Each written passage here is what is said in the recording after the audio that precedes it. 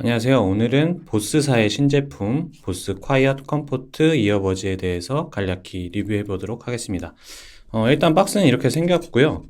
제가 일단 개봉을 한 거라서 본체는 여기 이렇게 생겼습니다. 여기 본체 케이스가 이렇게 생겼고, 안을 열면 이렇게 유닛들이 들어가 있습니다. 세로로 배치가 되어 있고, 예, 여기 LED 있고, 예, 구성품을 간단히 살펴보면 특별한 구성품은 없고, 여기 이제 사용 설명서, 그리고 설명서 여기도 있고, 안전 지침 해서 한글로도 좀 있는 것 같고, 옆에서 치우고, 이게 이제 이어 팁 사이즈가 세 가지가 들어있어요. 그러니까 본체 하나가 체결이 돼 있고, 2번 사이즈, 중간 사이즈가 체결이 돼 있고, 1번, 3번, 그러니까 작은 거, 큰 거, 이렇게 추가적으로 들어가 있습니다. 그리고 이거는 C타입 케이블, 네, 이어 팁을 빼보고, 네, 나머지는 구성품이 없어요. 이게 전부고, 충전선, 이어 팁, 그리고 본체 이렇게 보시면 되고요.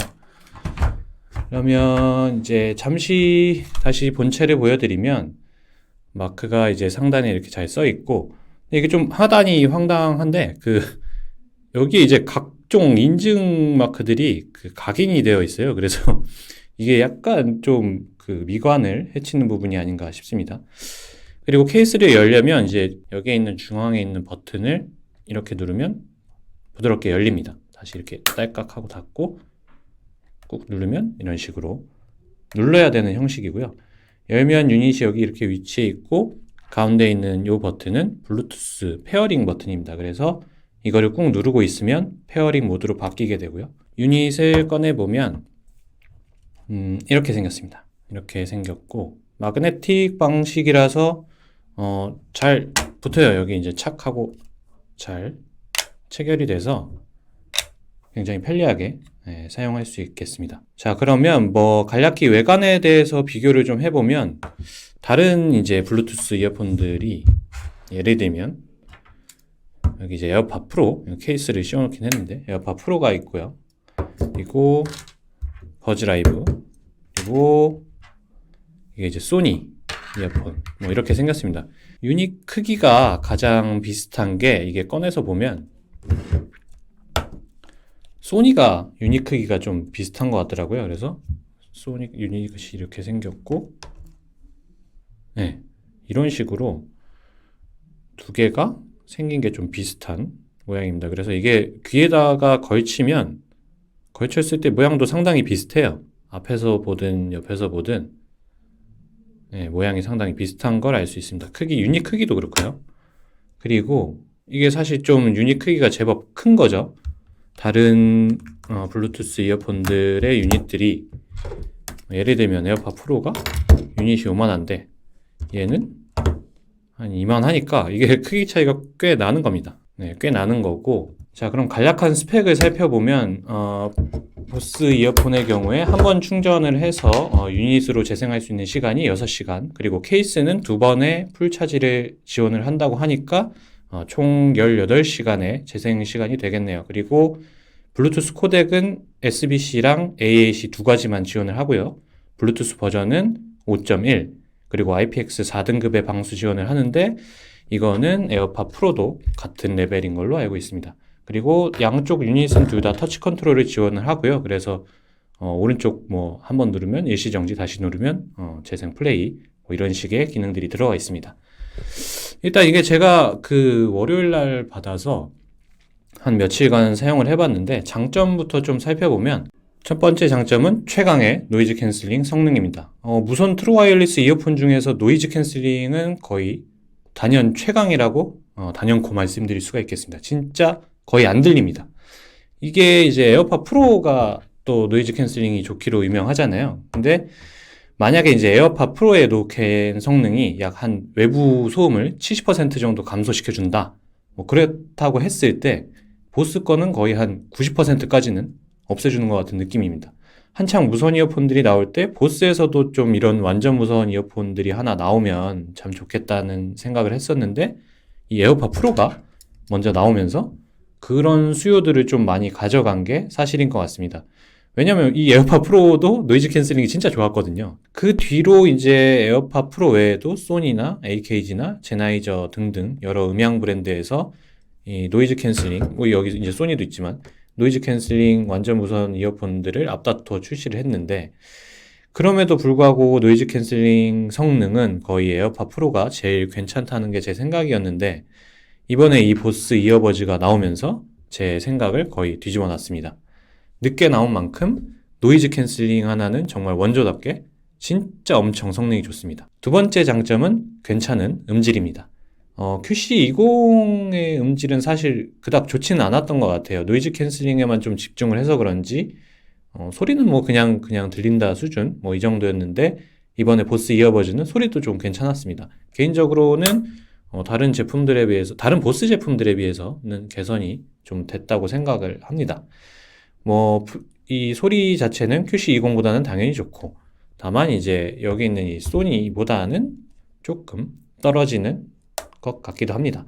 물론 음질은 이제 주관적인 영역이라 사실 들어보셔야 각자의 판단이 서시지 않을까 싶습니다. 세 번째는 편의 기능인데, 그 노이즈 캔슬링 강도를 조절을 할 수가 있습니다. 이게 전용 앱이 있어서 이런 식으로 생겼거든요.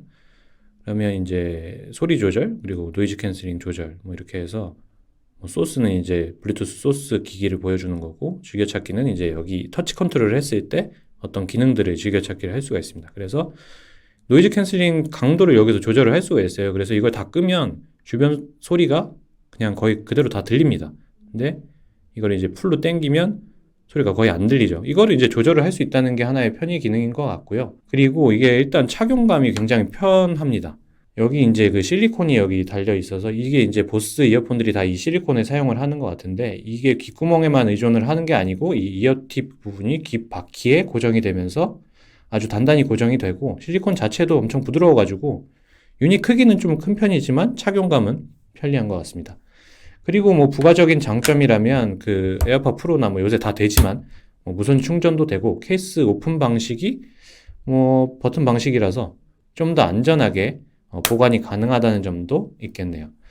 장점은 이 정도까지 마무리를 하고, 이제 단점을 살펴보면 첫 번째는 살짝 큰 크기입니다. 이렇게 놓고 보시면은 좀 아시겠지만, 뭐 이렇게 비교를 해볼까요? 뭐 에어팟 프로랑 비교를 해도 뭐 이 정도, 이거 지금 케이스를 씌워놔서 좀 그런데 이 정도 크기 차이와 두께 차이가 나고, 뭐 버즈 라이브 봐도 뭐 이건 당연히 차이가 크죠.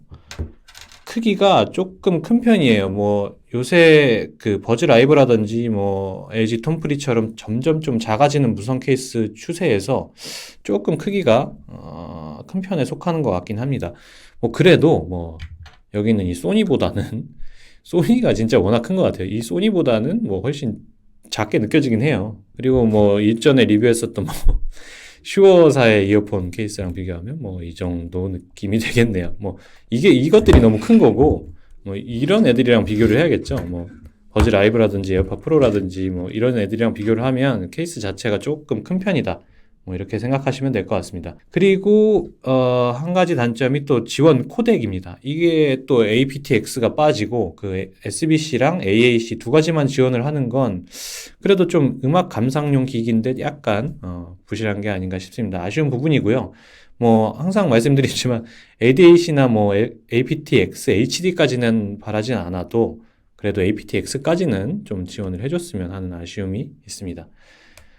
세 번째로는 조금 짧은 재생 시간입니다. 이게 스펙상 유닛만으로는 6시간이 재생이 가능하고, 충전 케이스로 하면 완충 더해가지고 총 18시간인데, 에어팟 프로가 스펙상으로는 케이스 충전 포함해서 전체 재생 시간이 24시간인 걸 감안을 하면 조금 적은 수치죠. 물론 에어팟 프로는 유닛만으로는 재생했을 때는 4.5시간에 그치기는 합니다.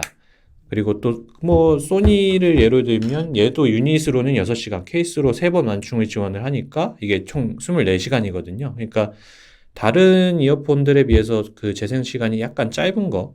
물론 이제 실 사용 시에는 뭐 노이즈 캔슬링을 얼마나 주고 뭐 이런 것들에 따라서 조금 달라질 수는 있겠으나 스펙상 재생 시간이 조금 아쉽다고 볼 수가 있겠습니다. 네 번째는 좀 사악한 가격이 단점이 아닐까 싶습니다. 이게 지금 미국 달러로 아마 279.9인가? 뭐 280달러 이 정도인데, 배송 대행지까지 쓰고 하면 거의 35만 원이 넘어가죠.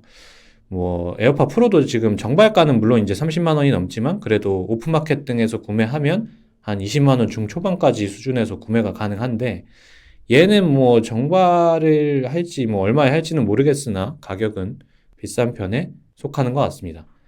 마지막으로 이제 전용 앱에 대한 좀 아쉬움인데, 이게 사실 기능이 좀 더 많았으면 하는 아쉬움이 있습니다. 사실 뭐 볼륨 조절 이게 기능이라고 하기에는 좀 그렇고, 노이즈 캔슬링 조절이 거의 여기에서는 기능의 전부라고 봐도 과언이 아니거든요. 이게 딱히 다른 기능이 없어요. 뭐 즐겨찾기 가봐야 이제 노캔 기능을 뭐 즐겨찾기 하겠다. 뭐 이 정도 기능밖에 없는 거라서, 사실 뭐 버즈 라이브나 뭐 다른 것들은 이제 음장 효과라도 몇 개 넣어준다던가 이런 게 되는데 아니면 뭐 이퀄라이저를 커스텀하게 해준다던가 그런 기능들이 좀 추가가 됐으면 하는 아쉬움이 있습니다.